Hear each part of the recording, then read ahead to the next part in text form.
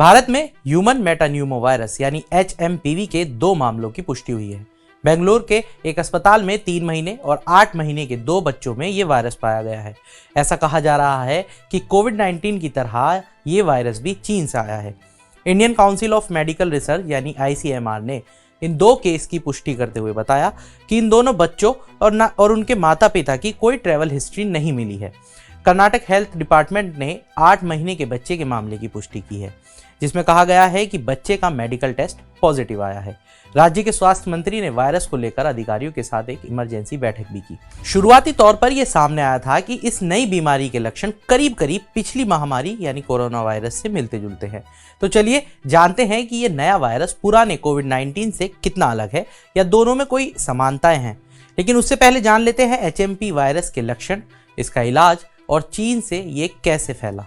तो सबसे पहले जानते हैं कि ये HMPV वायरस क्या है। US centre for disease control and prevention के मुताबिक सबसे पहले साल 2001 में HMPV न्यूमोवेरेड वायरस की पहचान की गई और ये वायरस इसी फैमिली का है, जिसमें रेस्पिरेटरी सिंसेशियल वायरस RSV भी शामिल है। ये वायरस आमतौर पर अपर और लोअर रेस्पिरेटरी इन्फेक्शन पैदा करता है, जिसके लक्षण सर्दी या फ्लू जैसे होते हैं। वैसे तो HMPV किसी को भी संक्रमित कर सकता है, लेकिन CDC के अनुसार ये छोटे बच्चों, बुजुर्गों और कमजोर इम्यूनिटी पावर वाले लोगों के लिए गंभीर खतरा पैदा कर सकता है।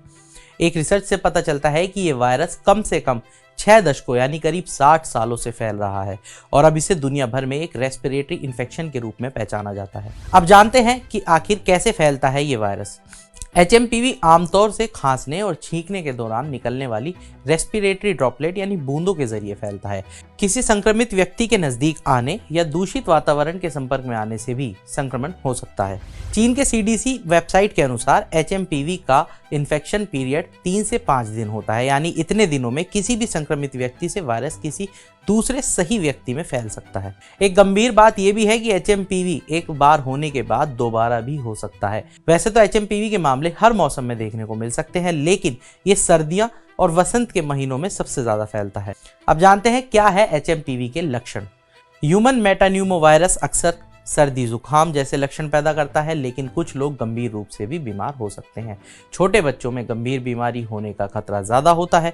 पहली बार HMPV होने पर आपके गंभीर रूप से बीमार होने का खतरा और भी ज्यादा बढ़ जाता है। शुरुआती इन्फेक्शंस के बाद आपके शरीर में कुछ इम्यूनिटी विकसित हो जाती है, जिससे अगर आप दोबारा HMPV से संक्रमित होते हैं तो आपको हल्के सर्दी जुकाम जैसे लक्षण होने का खतरा बढ़ जाता है। 65 साल से ज़्यादा उम्र के बुजुर्ग, सांस से जुड़ी समस्याओं वाले व्यक्तियों और कमज़ोर इम्यूनिटी वाले लोगों में भी गंभीर लक्षण देखे जा सकते हैं। इसके सामान्य लक्षण में खांसी, बुखार, नाक बहना, गले में खराश, खरखराहट, सांस लेने में तकलीफ यानी डिस्पेनिया और चकत्ते होना शामिल हैं। HMPV के कारण कभी कभी ब्रोंकाइटिस, निमोनिया, अस्थमा और कान में इन्फेक्शन जैसी समस्याएं भी हो सकती हैं। तो अब जानते हैं कि आखिर इस HMPV का इलाज क्या है। HMPV का डायग्नोज आमतौर पर डॉक्टर आपकी मेडिकल हिस्ट्री और लक्षणों के आधार पर ही कर पाते हैं। वे एक स्वैब का इस्तेमाल करके आपके गले या नाक का सैंपल लेते हैं। सैंपल को वायरस और दूसरी बीमारियों के लिए लैब में टेस्ट करने के लिए भेजा जाता है। केवल गंभीर लक्षण वाले लोग ही HMPV के लिए टेस्ट करवा सकते हैं। डॉक्टर कभी कभी फेफड़ों की जांच के लिए ब्रोंकोस्कोपी या छाती का एक्सरे भी कर सकते हैं। इस बीमारी का इलाज एंटीवायरल दवाओं से नहीं किया जा सकता। जब तक वे बेहतर महसूस नहीं करते तब तक ज़्यादातर लोग अपने डॉक्टर की सलाह पर दवा लेकर घर पर ही रहें। इसका ट्रीटमेंट घर पर भी हो सकता है फिलहाल इसके लिए किसी भी वैक्सीन की सिफारिश नहीं की गई है। अगर आप या आपका बच्चा बहुत बीमार है तो आपको अस्पताल में भर्ती होने की ज़रूरत पड़ सकती है। तब मरीजों का कुछ एक तरीकों से ट्रीटमेंट किया जा सकता है, जिसमें पहला है ऑक्सीजन थेरेपी। अगर आपको सांस लेने में परेशानी हो रही है तो डॉक्टर आपको ज़्यादा ऑक्सीजन देने के लिए आपके चेहरे पर मास्क या नाक के जरिए एक ट्यूब डालकर इस थेरेपी को दे सकते हैं। इसके बाद आता है इंट्रावेनस फ्लूइड, यानी आपको इंट्रावेनस यानी IV के जरिए से फ्लूइड देकर हाइड्रेटेड रखा जा सकता है। और तीसरा है कार्टिकोस्टेरॉइड्स। स्टेरॉइड्स सूजन को कम करके आपके कुछ लक्षणों को कम कर सकते हैं। HMPV वायरस के लिए इन बातों का रखें ध्यान। CDC HMPV और दूसरे रेस्पिरेटरी इन्फेक्शन के खतरों को कम करने के लिए ये उपाय करने की सलाह देता है, जैसे हाथों को अक्सर साबुन और पानी से कम 20 सेकंड तक धोएं, अपने चेहरे को गंदे हाथों से छूने से बचें, प्रकोप के दौरान भीड़ भाड़ वाले इलाकों में मास्क पहनें, वायरस को फैलने से रोकने के लिए तबीयत खराब होने पर घर पर ही रहें। अक्सर छुई जाने वाली जगहों को नियमित रूप से साफ रखें। अब जो एक बड़ा सवाल है कि HMPV और कोविड-19 के बीच में क्या अंतर है, वो भी जान लेते हैं। HMPV और कोविड-19 में कई समानता हैं, क्योंकि दोनों ही खांसी, बुखार, कंजेशन, गले में खराश और सांस लेने में तकलीफ जैसी सांस से जुड़ी संबंधी समस्याओं का कारण होते हैं, और दोनों ही रेस्पिरेटरी ड्रॉपलेट के जरिए फैलते हैं।